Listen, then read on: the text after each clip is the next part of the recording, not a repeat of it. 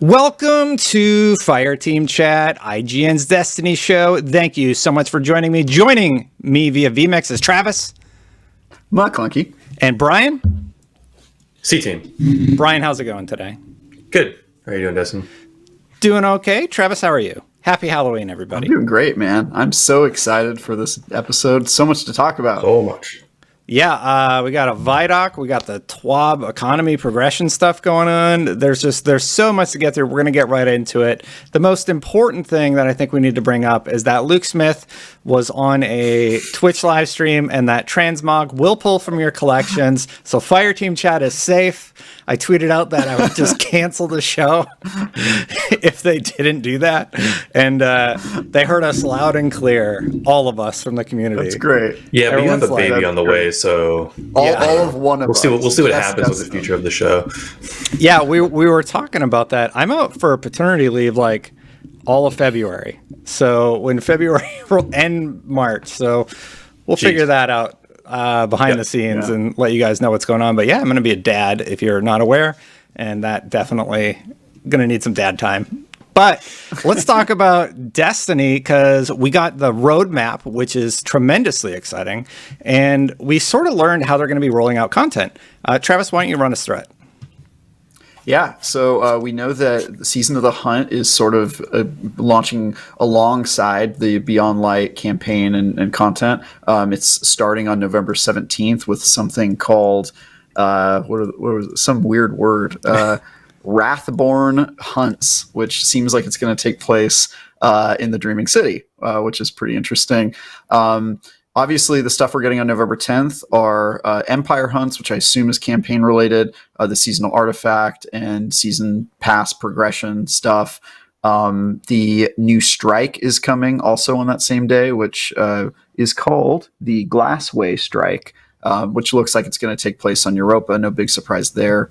And then the Adept weapons are coming on November 13th. And then after that, on November 17th, is when the Season of the Hunt stuff begins. And in the viDoc, we got some pretty awesome footage of what that's going to be about. Some kind of new hive threat that apparently Osiris is involved with. And also a surprise cameo by Uldren Sov, who is now going by the Crow, which is pretty interesting.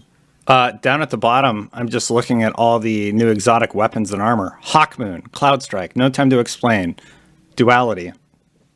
I'll look over here in vMix. I'm trying to bring it up on vMix. Sorry, I'll just fade to it again.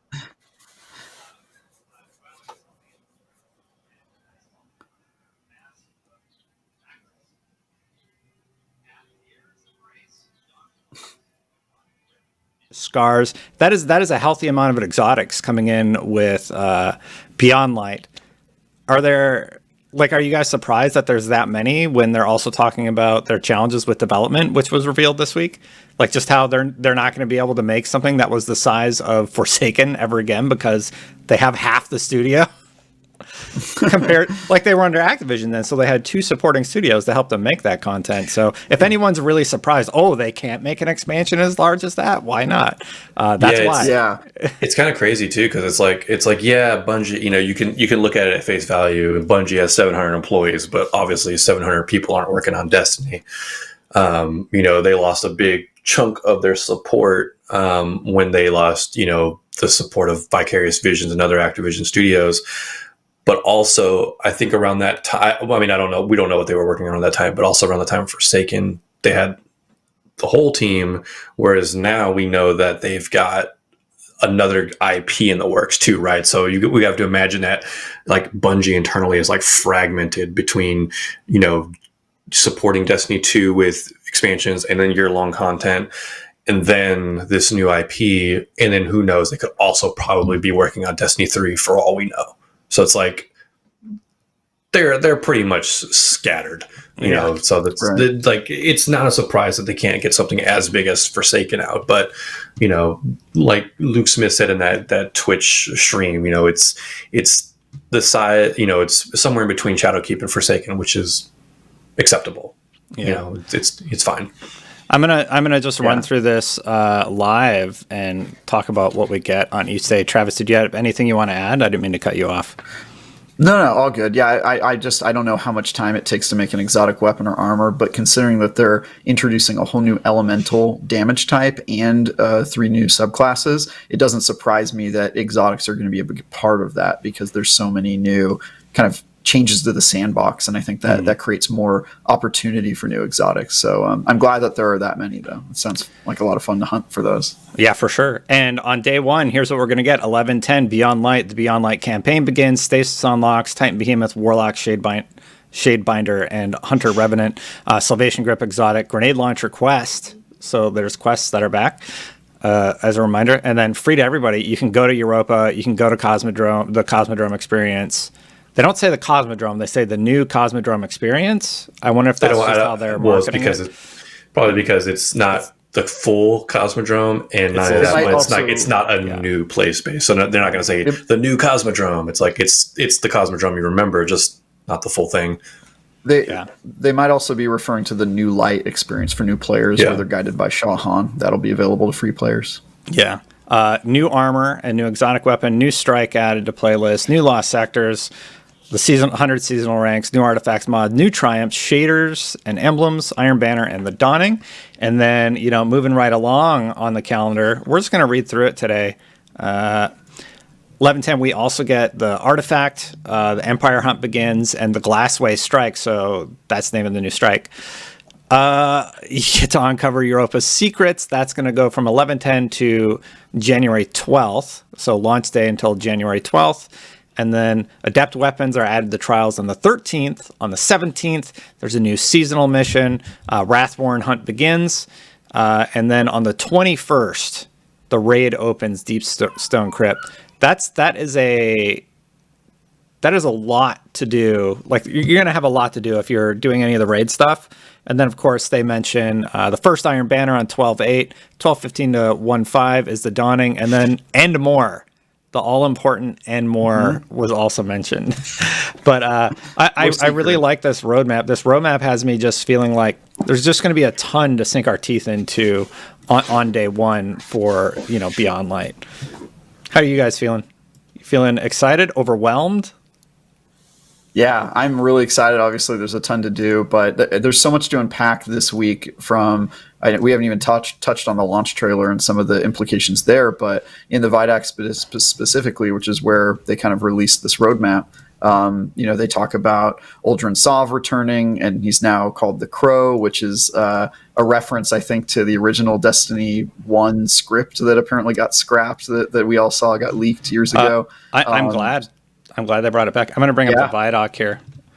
Like that was just such an interesting narrative thread that we never got to revisit. And I'm personally really, really happy that we get to sort of see what that vision was initially, for lack of a better term. It's kind of seeing it come forward, because we haven't seen that narrative bit since before Destiny 1 came out, where Uldren Sov is just like wandering the Cosmodrome, wondering why everybody hates him. So it's like we're finally going to get a piece of that action, whether or not that experience is on the Cosmodrome is still going to remain to be seen. But it's going to be cool. I mean, I'm excited for that. It's going to be awesome.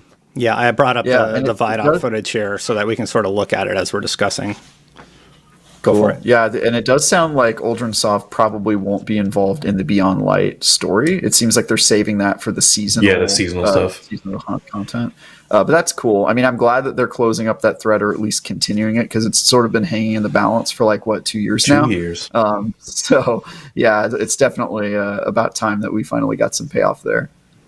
Yeah, for sure. And here they just plainly said, hey, we're going to wrap up this story thread. So I guess he's not Shah Han after all, unless we're in for a really big surprise. And he even called out the Fast and the Furious reference. He did. My God. You guys have no idea how happy I was to hear him say the words Fast and the Furious. I was just like, wow, my two loves are coming together. But yeah, I called it. I knew it was a Fast and Furious reference. Yeah, this viDoc was really, really interesting. We got just a little bit more info about Aramis, a little bit more. We got to see Eris Morn actually in action, wielding the darkness, and sort of how these characters have been intermingled, and the culmination of everything that's been happening in the previous season.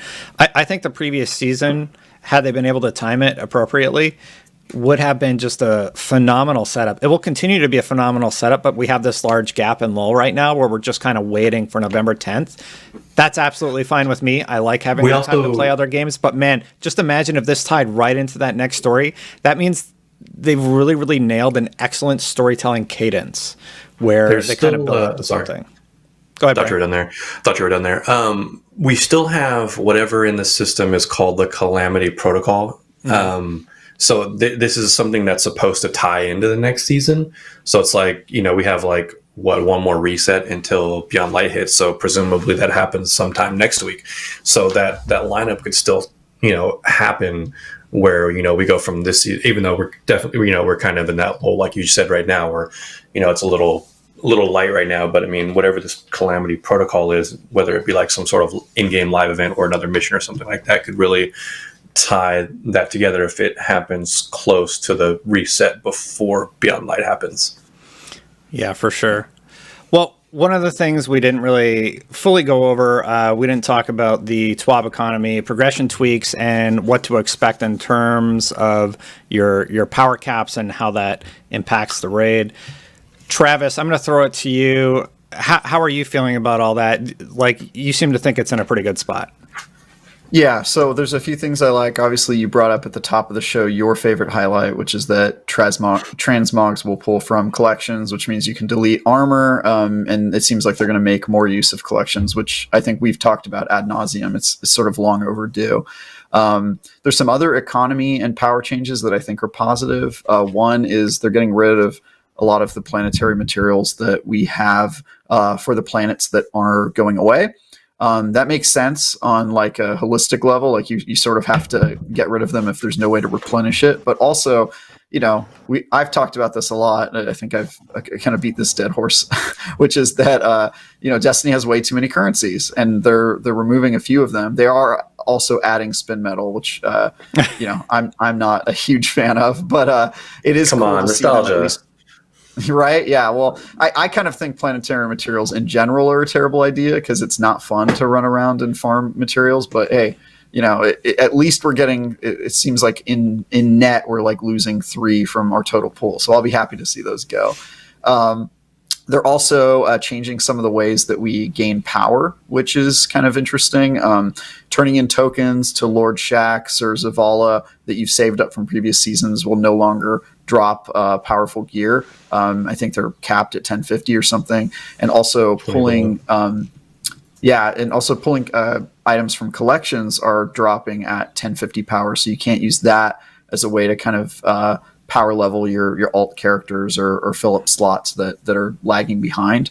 There's a lot to talk about in terms of the meta and how people are actually going to level up. But I think that those changes in particular are pretty good because who wants to level up that way? I mean, that's not fun. Well, and it's sort of it's a cheese, right? It's not fun, but it's sort of necessary because Bungie hasn't addressed the drop mechanics and being able to drop in the specific slot that's holding you back. They have in very select scenarios, like remember Menagerie, and we were able to say, okay, I need arms, drop me arms. I can't think of anything in particular that allows you to select a slot right now. Maybe focusing umbrals. So if that system continues and we're able to focus our umbrals and then at least drop a piece of armor, like if that system continues, that would be positive, I think. But if they're not going to do that, then they need to address this problem because we're going to go back to a system where we're just hoping for that one drop. Otherwise, we're just stuck at whatever. They do have the 2 power gain for powerful, so you should be inching forward ever so slowly. But yeah, 1230 for the raid means you won't even be at hard cap before you're raid ready. I think that's the important part is that they're removing like all the reasons that you would absolutely need to reach the hard cap by the time the raid hops out, because that's the real problem, right? Is that it was like a race to the finish line and they've sort of removed that as a barrier. And so now we're going to have 11 days where people are just sort of playing and experiencing the story and genuinely having fun and not worried so much about like the meta and the mechanics of like, am I going to be ready? And I think that's probably the most positive thing that's going to happen to this launch. Yeah, I'm really looking forward to that. Brian, how are you feeling about all this? They also did mention that they are adding a system where you can like I think they mentioned it in the TWAB or the viDoc. I can't remember. I think I remember reading it, but it's a system where like if you just like playing strikes all day long and you just like grinding, they're adding a way for you to continue earning powerful rewards from those sources like PvP, Gambit, or strikes. So it's like you're not going to be capped out on a weekly basis. So it's like, you know, you do your 3 strikes, you get your pinnacle, and that's all you get from strikes that week, right? So they are adding additional ways on top of like, you know, the prime engram systems and the pinnacle rewards to allow us to continue grinding if we want to keep playing those. Yeah. So, you know, taking away us from being able to pull from collections or other things and having and worrying about, you know, that one piece of armor or that one piece of, you know, that one gun that's just sitting there not being leveled. So at least they're adding, you know, they may be taking away sources, but at least they're also adding things to it. So that way it's not, it seems on paper that, you know, we're getting something taken away from us, but at least they are adding that avenue for us to gain power for those slots. Yeah, instead of just throttling you behind your X many drops per week, you have new avenues where you can earn them. I mean, I think when you're going for Pinnacle, you'll still probably run into that because you have to use your Pinnacle drops. But that's fine. They've made a lot of inroads towards improving how you gain power in the game, and I just hope they continue to refine that and keep the stuff that's working, that's good, and you know, just kind of keep refining until they land in like a really good spot with the sandbox. One thing during this, I don't even really think we talked about it too much last week, but the new weather system just, you know, sometimes you just got to give kudos where kudos is due. That's just absolutely phenomenal to see added to their engine, how the weather is going to dynamically change in the game.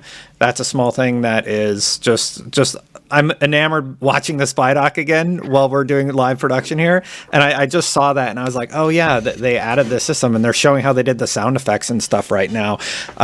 viDocs are just phenomenal. And, you know, this one's no exception. It's just really, really neat to see behind their development process, so to speak.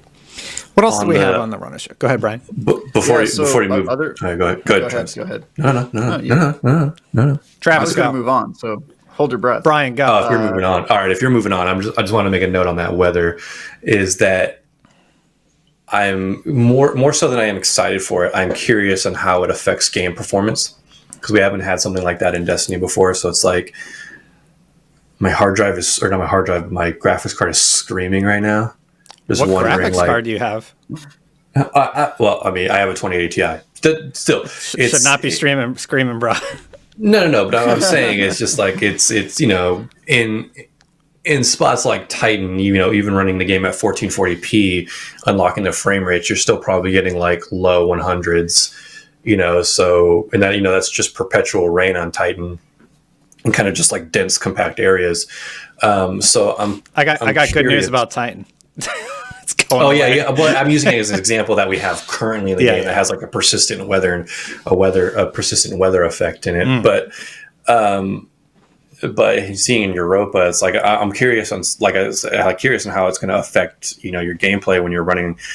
You know, if you obviously when the weather isn't happening, there's less happening on screen, less for the game to render, unless like this is like more of a CPU based thing. Sorry to get super technical, but it's you know, if I'm running the game, it's running at a cool, you know, 140, and then suddenly the weather hits and I drop 20, 30 frames because of the weather, you know, that's going to feel bad. I don't want to put a lot of like negative spin on the weather because I think it's cool. I really do, you know, with them adding like thermal optics and stuff like that. I'm just concerned on like performance for like when you're playing at like high refresh rates.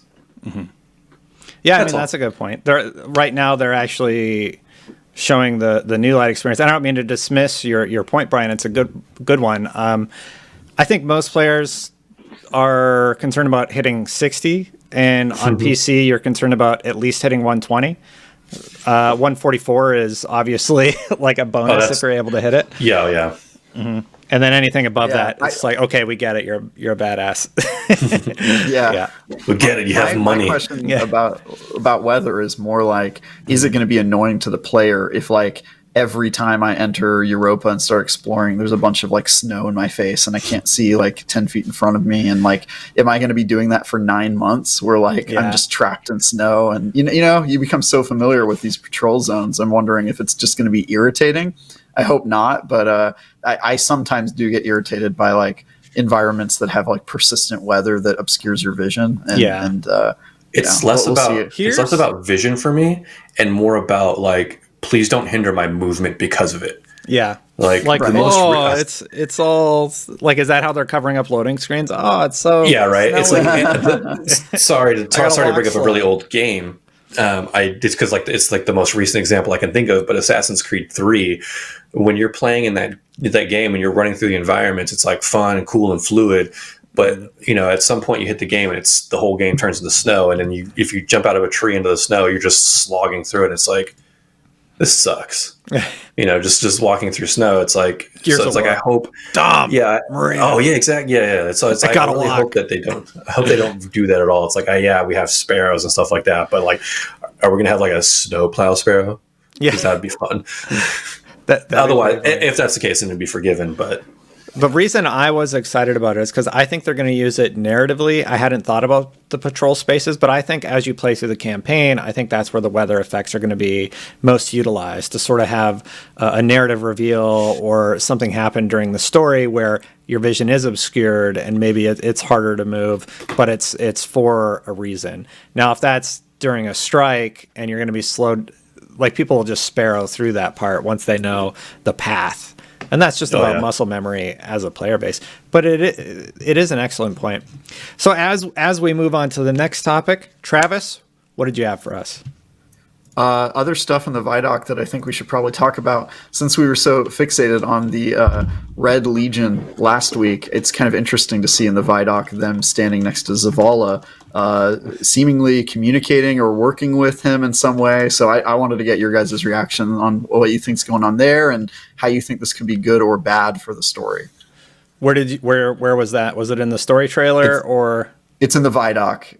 It was about partway through the viDoc. You can see him kind of standing next to some Red Legion guys, and they're like non-hostile. Looks like they're kind of working together or something. Pretty interesting. I mean, that's really interesting to me because, the Fallen were our enemies for so long, and the first time we saw them in the Reef, where they're sort of friendly, was really interesting to me. I like the idea of, encountering people who used to be enemies who are no longer enemies. Guys, what do you think? If the Red Legion, has troops still hanging around, maybe because they're broken and shattered, maybe they don't call themselves the Red Legion anymore, right? It's interesting to see where they can go with that, because it's like, we were at war with them and, they nearly wiped us out, took away our light and stuff like that. But it's like, factions that go at war with each other can sign peace treaties or, hold up an armistice or whatever to recognize that there's a much larger threat looming. And, the leftovers from the Red Legion can recognize that, right? And go like, oh, this darkness is here. Like, yeah, this is much worse than this war that we just fought with the humans. Like, let's put this aside. Otherwise, we're all going to get wiped out. I had missed this frame. This is actually really, really cool to see. We got Osiris, we got Zavala, and then we have the two Cabal and Sagira's there too. Yeah, we can speculate all we want, but watch them just turn out to be simulations from the Infinite Forest that Osiris pulled up. Maybe, God, please no. Maybe. I think this will be part of the Season of the Hunt content, kind of picking up where... Considering it's where Osiris is. It's Osiris, I imagine, so... Yeah. The other asset that we haven't really looked at is the story trailer, so we can sort of talk about what we saw in here. We got to look at Aramis, we get hints about just everything that we're going to be experiencing in the story. They do a great job of just recapping what we've experienced without spoiling too much. Really, really, I mean, they always do excellent job on their trailers and viDocs and everything, and this is really, really neat to see. They even make like flying in with your spaceship seem interesting. Even though You're right. Like even though something you we've know seen it's a just a million loading times. screen. It's like, wow, that's awesome. Like there was like I don't know if it's that trailer or another one, but there's like you have the Guardian like walking with his gun out in the tower, slowly walking towards its ship, and you're like, we know what's going on there. Yeah, there's Elsie Bray. Thank you, everybody in the comments, for pointing out that that's Elsie. And we got to see Eris use her powers. We get to see the villain and what's On going that note of Eris, we got to give it to Eris. Like she doesn't have a ghost.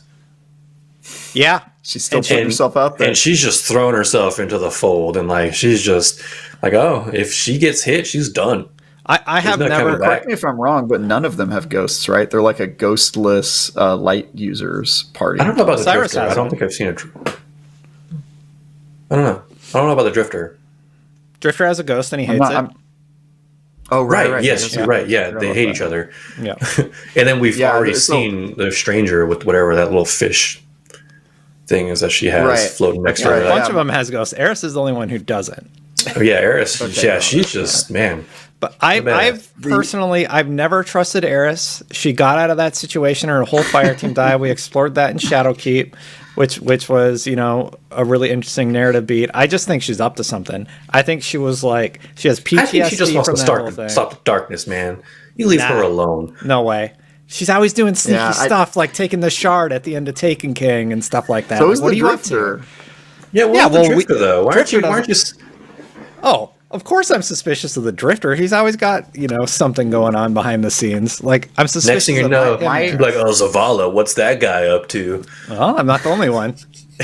What? So my main takeaway from that trailer is that it seems like Eris, the Stranger, and the Drifter are sort of forming this darkness vanguard that's like a polar opposite of the light using vanguard that we've got at the tower. And I'm thinking that they'll kind of there's even a line in the trailer that basically says like, hey, we need to be the other answer for the darkness. And it would be really interesting to me if they made us choose sides in that fight, similar to how we had to do in the season of the Drifter. But I doubt they'll go that far, but it is pretty interesting dynamic. And I'm also wondering if this means we now for sure need a replacement, or we'll get a replacement for the Hunter Vanguard to replace Uldren. 6, which Uldren's return is kind of a really good time for that to happen. So. Yeah, do you guys want to talk more about that? Like, we mentioned that, they're bringing back the Crow storyline and everything. How do you just feel about the fact that we're going to finally wrap up that narrative thread? I for one, am incredibly happy to see, oh, thank God, we're finally going to address the elephant in the room. Yeah, 100%. Yeah, finally, getting some more characters with a lot of depth and like at front and center of storytelling is really nice. So just knowing Uldren's history and what he's gone through and what he's now going through is like something I'm really excited to see like get pushed forward. Because sometimes we don't get that a lot in Destiny, where we don't see characters getting pushed forward who have really interesting backstories, at least for fun. Like we had the Drifter, but like it just didn't feel like it didn't feel like we were getting like his character and all of his like backstories like front and center. It's always stuff that we had to go out and look for. So it'll be nice to just like have Uldren like right there, just going through all that content. Yeah, I agree. I love him as a character because I hate him so much. And any character that can make you feel animosity towards them through writing and just good storytelling, that's a good character that you can do a lot with. But you shouldn't hate him anymore though, because it's not Uldren anymore.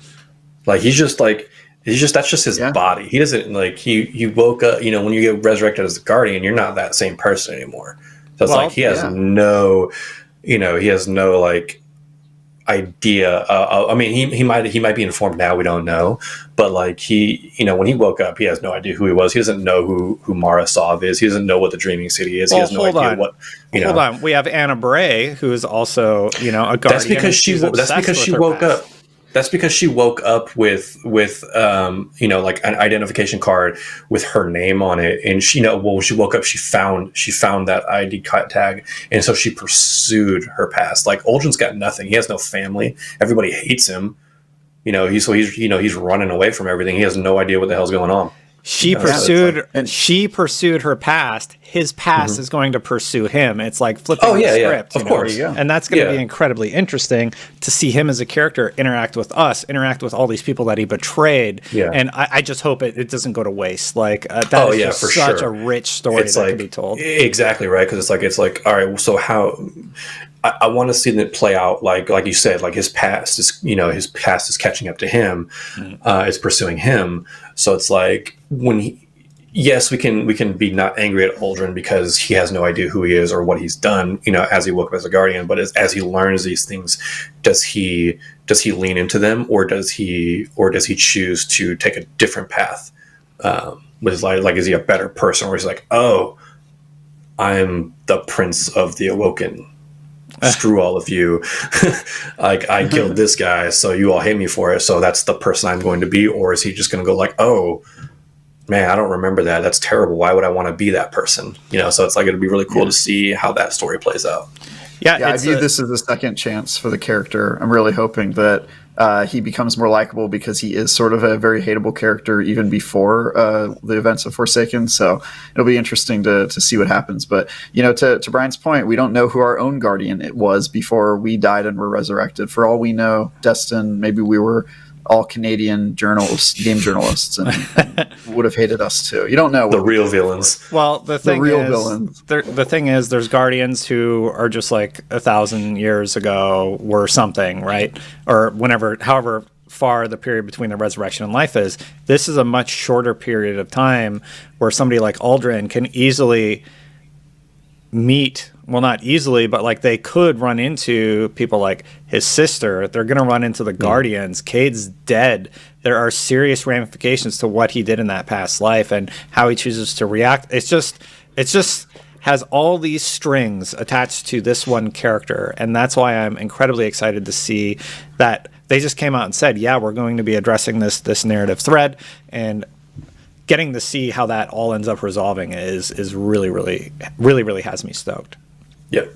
Yeah, I think we spoke a few episodes ago about how Destiny Beyond Light felt like the beginning of Destiny 3, because they announced the Witch Queen and Lightfall at the same time. Yeah. And I noticed in this week's TWAB that the newest patch that's coming out is actually the 3.0.0 version, which is kind of interesting, because it kind of puts that theory, I think, as a pretty safe bet that this is sort of the next chapter, and it's the first chapter we're seeing where they're completely free of Activision, since Shadowkeep's development started long before their independence. And I view it as a clean slate, a chance for them to start wrapping up the stories, answering questions about the Nine, the Darkness, what's going on with Uldren Sov, what's going on with the Dreaming City and the 3-week curse, and all that stuff. And I'm just really hopeful right now, because this viDoc and the launch trailer and stuff that was revealed in the TWAB, I think, was more than I was expecting for this expansion so far. So really hopeful. We've been really focusing on the Crow. We didn't even really talk about Aramis. Aramis, for me, it's like, okay, it's a fallen bad character. I'm interested in her and her uniting the fallen houses, but I'm less interested in her than I am in Uldren, potentially because we've been affected by Uldren's actions for so long. He's been a character since Destiny 1, and he was teased in like the original Destiny teaser. So we have his past narration and everything. We have Variks, we have the threads with Elsie Bray, we have the threads with Eris, all happening in parallel to whatever's going to be happening with the Stranger. Is there anything you guys want to cover off on, like what's going on with this trio, what's going on with Variks? Because for me, Variks is an interesting character. Like, he had those iconic voice lines within the Prison of Elders mode. Dismantle minds. Yeah, but besides that, like, I don't have a strong connection with him, because narratively he didn't do too much in the original Destiny. How do you guys feel about the trio and Variks specifically, and then we'll talk about the villains. Variks specifically, he is an interesting character, right? Because he is that first like fallen character that we get to see, that is non-hostile, that is like aligned, sort of aligned with the Last City or the Reef, and so you're right that that character doesn't feel like he has a lot of depth because he was just that like announcer character for the Prison of Elders. But you can tell from these trailers that Variks is like seeing his people struggle, and that he really wants to intervene and prevent Aramis from like rising up this army of darkness. Reference to the movie, and it's interesting because I just want to see where his character goes, because like I was saying, he's really seeing his people struggle, and that they're kind of just like, leaning into their scavenging ways and like, hitting bottom of the barrel, and he wants to intervene. He wants to try to show Aramis like, hey, this is wrong. This is going to make it worse for us. Like the retaliation that you're seeking, for everything is just going to continue down this path of darkness, and you're going to set the Fallen back even more. So he may not have seen a lot of depth in the past, but it's looking like he's shaping up to have a good future of a lot of depth, and I'm excited to see where that goes too. Yeah, and obviously based on that scene, if you're watching the video, Elsie Bray, the stranger, is just what the stranger, right? That's her name. I've gotten used to calling her Elsie. Hold on. Where did they confirm that that's Elsie Bray, the stranger? Where is that confirmed? In the internet comment section. There's a Grimoire entry, but my take on that is that it's a maybe. I'll wait till like official confirmation, like in game, or an actual like lore card says the stranger is Elsie Bray. Well, regardless, she does look like she's going to be a vendor. And to your point, Brian, I do think they are going to use this as an opportunity to flesh out Variks a little bit more. I personally would love it. For me, because I don't have as strong of a connection with him, his death would be really impactful. And I think there is a very serious possibility that he could die throughout this expansion at some point. We see him in the opening cutscene, and maybe that is the catalyst to, wield the darkness. Maybe what's happening in that scene is the stranger is actually getting that shard of the darkness, giving it to us, and that's sort of like Variks' last good act before he is just eliminated from the houses. Take this darkness. Well, he made people from screwing it up. He made his choice. He had a hand in getting Cade killed. He's clearly there with the two houses, and he's trying to stop them from going down this path. And basically, the Fallen were abandoned by the Traveler, and the Traveler came to Earth, and they started, creating all these guardians. So they have this contention. Hey, it tried to leave us too. Yeah, well, yeah, they have this contention with the Great Machine, right? And they're basically going to war against it/us, using this power of the darkness is what it seems to be leading towards. And it's an interesting story. I've liked experiencing the relationship building with the trio this season, or at least the duo, and then we'll get the stranger in the next season. Travis, how do you think they're going to all end up interconnecting in the end? Yeah, I think they do create kind of a alliance in the fact that they're the group that's willing to not really play by the rules. Like Eris has always sort of been a little shady. The Drifter is the classic corner of shady alley drug dealer. He literally set up in an alleyway when he was first introduced in Destiny during Forsaken. He was in an actual alley, doing some side shady deals with Gambit. Yeah, and then the Stranger has always been a rogue and sort of on the outskirts of the official Guardians, and doesn't really seem to kind of like the way that they do things. So I think it's a very compelling kind of faction to lead this push to use the darkness as a tool. If that'll be a good idea in the end, I'm skeptical, but I certainly think it's a compelling kickoff point for an expansion and for an arc. As always with Destiny, limitless potential. In the past, they've not really used it very well, but I'm hopeful that they will. Same thing with Variks. I'm with you, Destin. I don't really care a whole lot about the character. I think that he's funny, and I have good memories of him announcing Prison of Elders. But other than that, there's no real attachment. So I would love if they used him in some interesting way. I hope they don't kill him. I just think that that's too easy. I hope that he's the betrayer, right? Or the traitor. So traitor's going to betray. I hope he has kind of his own motives in this expansion and becomes more of a gray character, or at least more of a impactful character in the story. But yeah, I'm really hopeful, man. I mean, they have the makings of a really compelling campaign and story. Yeah. Are you guys at all concerned? So one of the other things that was brought up during the Luke Smith interview was the size of the team and how Beyond Light is going to be smaller than the other expansions. For me, I think the last season was a very, very strong season. I think the season before that was probably one of their weakest seasons, and that was probably because they were trying to get set up for the following season and everything beyond then. Now, they did, in that season that I didn't enjoy, there was actually a lot of compelling storytelling that was happening. And in each season, the Almighty Crash. Yeah, in each season, they've continued to like sort of evolve how they're doing their storytelling and such. So I guess what I'm getting at is, do you guys feel like they're going to be okay going forward? And over the next 3 years, do you think they're going to be able to keep up this cadence now that they've sort of established how they're doing their storytelling and everything in the game? Travis? Yeah, I certainly hope so. I think that Luke Smith said that their team is smaller, but that they're kind of more focused on the content and better at doing it now than they were. So he did say that this is going to be bigger than Shadowkeep. So I think that's an important takeaway. Shadowkeep for me was, I reviewed it for IGN, gave it a 7.8. And I think that, I stand by that. It was good, not great. It didn't have a ton. It felt pretty thin by the time you'd gotten through all the content. If they can do bigger than that, I'll be happy. Obviously Forsaken is kind of the gold standard when it comes to Destiny 2 releases.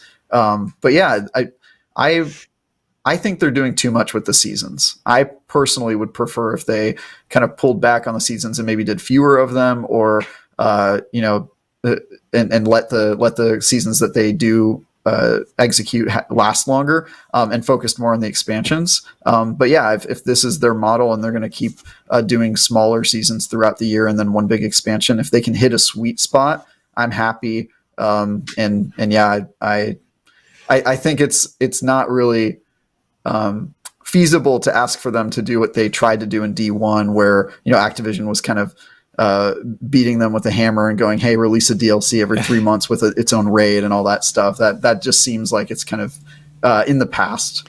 I'll say this: if they end up in a situation where they have to extend a season like a month so that the next piece of content can be just as compelling, like I think in this scenario it makes sense because it's like a whole new game basically. But if they have to do that in the future, that's totally fine. I personally don't mind if they have to like bump things out a little bit further to make sure that the quality of content is where it needs to be, so that we have a compelling season each season. I would rather that than just a boring, incredibly grindy, unfun, season of Destiny like we got largely in the previous season, where it was just the towers and defending the towers. That was not enjoyable for me. Brian, what about you? How do you feel about these smaller, and I say that in quotes because this doesn't seem very small to me, expansion size? Yeah, it's definitely a quality over quantity thing. So long as that, the quality is up there with Forsaken, and then, I'll be happy, right? It's looking like they're doing a sort of thing where it's like, Luke Smith even mentions it in the viDoc, is like the whole Dreaming Cities cycle and all the secrets that are in there. There seeming like there's going to be some sort of thing like that going on with Europa, so that'll be an interesting cadence to see that play out. So I'm excited for that too. But on the note of a yearly season, the year of seasons, I wouldn't mind if like what you were saying is, longer seasons, so that way other seasons have more time and development. I know we do 4 seasons a year. But I wouldn't mind if there was 2, just like 2 longer seasons between the expansion. So it's like expansion, season, expansion, instead of, 4 seasons throughout the year, just because I can't imagine that development just gets so draining on developers. Yeah. And not only that, but it's like you set yourself up. You kind of set yourself up for failure, right? Is when you're constantly working on new. There's always going to be that room, or not that room, but that chance you're going to get something like Season of Worthy, where the audience kind of just hates it. On the other end, Bungie is completely driven by player engagement. They know that, players are hungry for new content. So it's like they have to keep doing this to keep players engaged.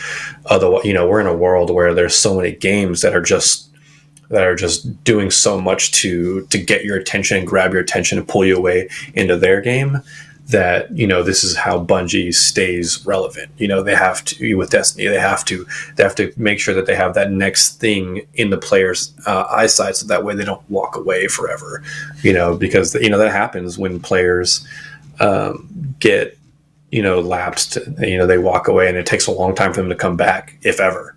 So personally, I wouldn't mind if, like I was just saying, if we had 2 seasons a year where they're a little bit bigger or a little bit longer, to allow Bungie more time to focus on the next big thing. Yeah. And that's what they used to do. I mean, we had the Dark Below and House of Wolves after Destiny 1 Vanilla, and then the new expansion after that. So I've never really understood why they went to 4 seasons. It feels like way too much. To be honest. It feels like more work, right? Especially when you're feeling, less good about it. It's like you walk away from the content sometimes like, oh, that wasn't that great. It's like we would rather, have less stuff that we walk away from, go, that was fun, I enjoyed that season. So it's there's definitely a balance. Yeah, for sure. There's a few small things just to recap. The soft cap is going to be 1200. The hard cap is going to be 1250. The raid max power for World First is going to be 1230. So anything over that's going to be bonus, and Pinnacle cap is 1260. But there were also some economy changes that I sort of wanted to discuss really quick involving Bright Dust. So this is actually super compelling for me. The season pass is going to offer 7,500 Bright Dust. Owners will offer 3,000 Bright Dust. So that's a total of 10,500. I'm bad at math. 10,500 Bright Dust, and weekly bounties give you 100 Bright Dust. So that's going to incentivize more people to go to the store and utilize their Bright Dust, because I just sit on it right now because it's so scarce and difficult to earn. And I'm glad that I'm going to be able to buy some of the things that I don't have in the game because, I haven't purchased any silver or anything and won't. So I like having that free path to earn things going forward. Travis, we have about, I know you got to get out of here. We have 3 minutes and 30 seconds left in the episode. So hopefully that doesn't push you too close. Yeah, the only other thing that I wanted to mention was in your notes here, the darkness subclasses, and how Luke Smith said, this is just the beginning of a whole new set of powers for our Guardians. So that's really cool. That's really, really interesting. What other sort of powers do you think that they would explore? So we have the darkness, solar, void, arc. What else could they be throwing towards? Yeah, I think he means other subclasses within the darkness subclass. So I think, like, in the same way that solar has 3 different supers, or 3 different versions of the super, I think that we'll expand our darkness powers. But there's definitely other potential for other subclasses. Poison has been kind of flirted with quite a few times with Thorn, and now the new Warlock exotic that poisons people. So I think there's a lot of potential for them to continue to grow the sandbox. It's just taking subclass, they can do that. Yeah. Also, they could, what was I going to say? Oh, yeah, they could refresh the existing subclasses to add the mods and the system that they're implementing for the darkness. I think that's like a no-brainer. That's probably going to happen during Witch Queen or later in the year. There's no way they don't do that. Do you think this is like the last trilogy of stories that we're going to get in Destiny? Because, they've laid out the roadmap for the next few years. Do you think they're going to do another story after that? Or do you think because that'll be how many years away? 10. 2? Oh, you mean, 2 years. Well, 10 totaling like the whole 10 total by the end. Yeah, so where's the engine going to be at that time, and like what are they going to have to do to maintain the game and keep it up to date? I think Lightfall is the end of Destiny 3, and that is effectively an end of this like big 3-game arc, right? Yeah. And I think that will be, it'll either be the end of Destiny period and they'll just move on to other projects, or it'll be the end of this particular story within Destiny where all the arcs of us fighting the darkness and the Traveler and all that stuff will be over, and then maybe Destiny will continue and they'll do like a prequel or a sequel that has a totally different story where our Guardians are fighting some other danger. But yeah, I think that their goal is to wrap up like this first Destiny arc that they've been working on since 2013, 2014, somewhere around there. I think this will be kind of the end of that arc. Brian, what do you think? I don't think it'll be the end. I mean, if Destiny continues to be profitable for them, like I don't see a reason for them to end it. Whether or not they release a Destiny 3 or whatever they would call it. I don't see them forever expanding Destiny 2. So it's like having a game with like, I don't know how many expansions they're going to be in by that time would be kind of nuts. But yeah, like I absolutely see a brand new Destiny in our future, after Lightfall. Sure. I just don't know.